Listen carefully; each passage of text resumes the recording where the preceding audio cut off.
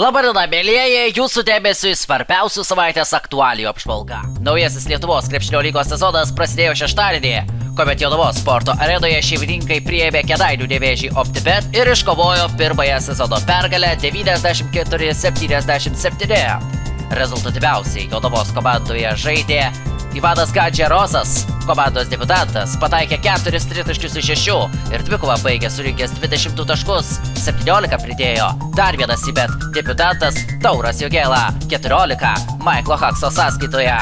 Kėdainių ekipoje po 16 taškų surinko Ignas Vaitkus ir Robertas Kelečius. Susitikimas prasidėjo lygia kova, Kalnius Trabo ir pirmojo kėlinio rezultatas 24-24. Visgi jonaviečiai nuo antrojo kėlinio ėmė jaustis šiek tiek lengviau ir kelis kartus netgi buvo įgijusi dviženklę persvarą. Kėdainių komanda kilo iš šturmą, po Igno Vaitkaus ir Zeino Vertemeno baudų metimų komanda skyrė vos 2 taškai.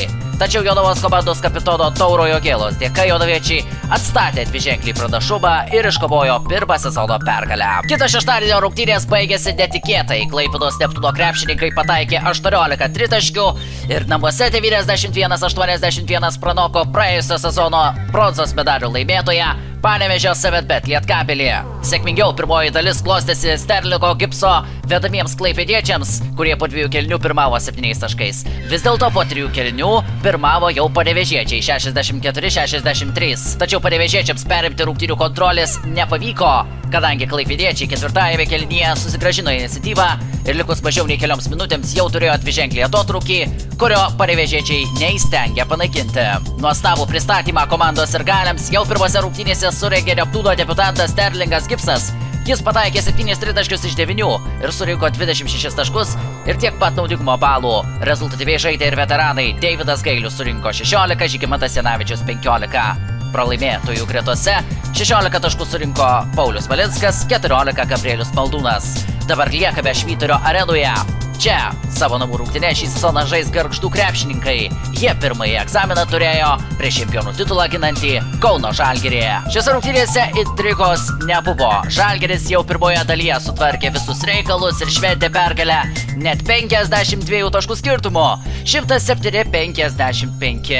Nugalėtojų gretose puikų debiutą surengė Brady Menekas. Jis pelnė 23 taškus ir buvo rezultatyviausias nugalėtojų gretose. 14 pridėjo senbuvis Ardas Butkevičius, o 13 Edgaras Ulanovas. Gargždų komandoje rezultatyviausiai žaidė 18 taškų surinkęs Jailonas Skotas ir 10 pelnęs Ivanas Gavrilovičius. Žalgiris jau pirmajame kėlinyje įmetė 34 taškus ir praleido 16. Antrajame Gargždiškiai įmetė tik 7 taškus, o Žalgiris įmetė 21.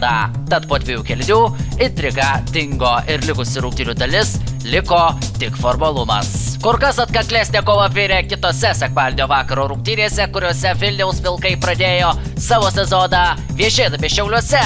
Šį viešnagę pažymėta itin sunkia pergalė 68-66. Kaip rungtynių prasitarė Vulfs treneris Kęstutis Kemzūra, už tai Vilkai gali dėkoti Vaidui Kariniauskui, kuris visai neseniai grįžo iš pasaulio vyrų taurės turnyro. Kariniauskas buvo rezultatyviausias nugalėtojų krepšininkas, jis pelnė 22 taškus, 14 pridėjo Adas Juškevičius.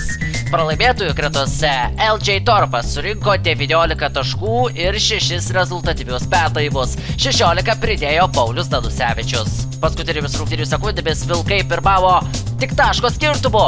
Šiauliai turėjo progą paskutinės atakos metu laimėti rungtynes, tačiau jų metimas buvo netaiklus, o pergalę vienu baudos metimu užtvirtinę Vilkai grįžo namo tikrai nepatenkinti tuo, ką jie sugebėjo padaryti.